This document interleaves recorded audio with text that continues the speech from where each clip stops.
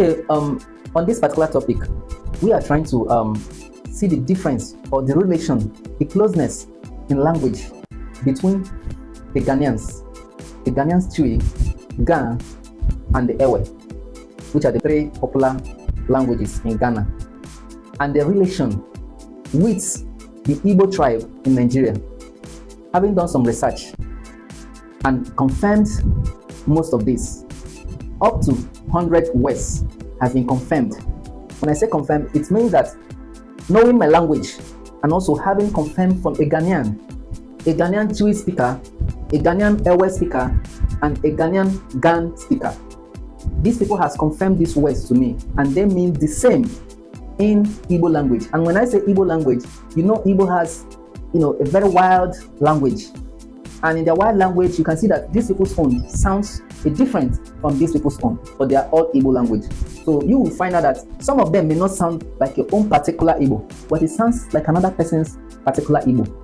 So in all, they are all Igbo languages, which are related to these Ghanaian languages. So we'll be picking one after the other till all the 100 of it. So you can imagine, if we can have 100 words, which are all the same in meaning, closest to sound in Ghana language, then you ask yourself, does it not mean that these two people have the same or are coming from the same place?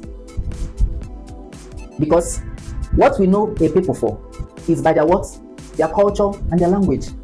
So when you see a people have the same culture or similar culture and also have the same language or similar sounds of language, then that means what? They must be coming from the same place.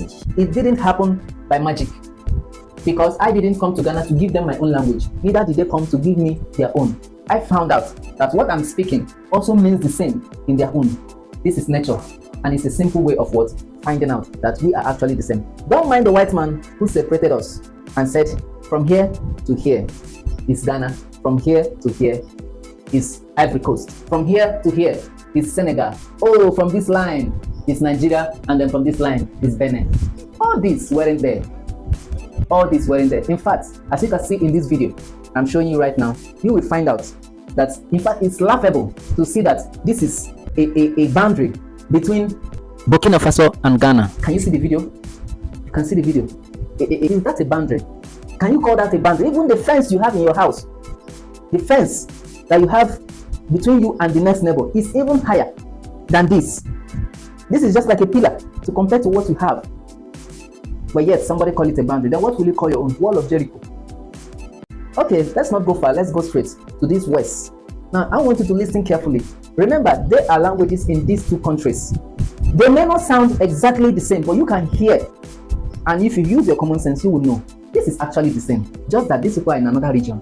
Their voice sound have changed, or they are pronouncing their own this way. Just like we have American English and we have British English. You see the British and American English, they are both English, but what? They are different sounds, the way they speak and the way they sound. Even some spelling, for example, when you see favor, the word favor, you can see F-A-V-O-R. I think that's America spelling that way. And then you see F-A-V-O-U-R.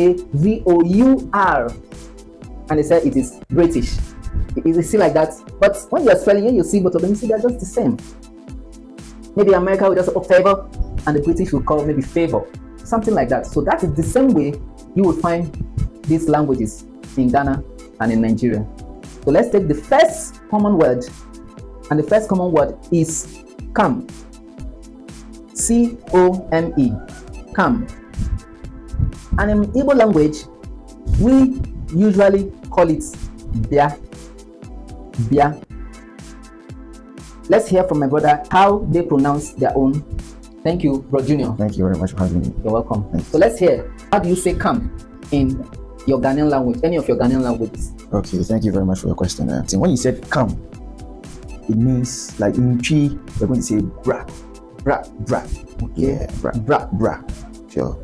And okay, before you continue, I heard you say bra. And Yes. you heard me say bia. Yes. And from these two letters, we can see that there is the first ones are B, Yes. ending the same sound. Yeah. But we have this variation of R in between. Sure. Okay, let's continue. You see, and the Ghana calls it ba. Ba. And ba.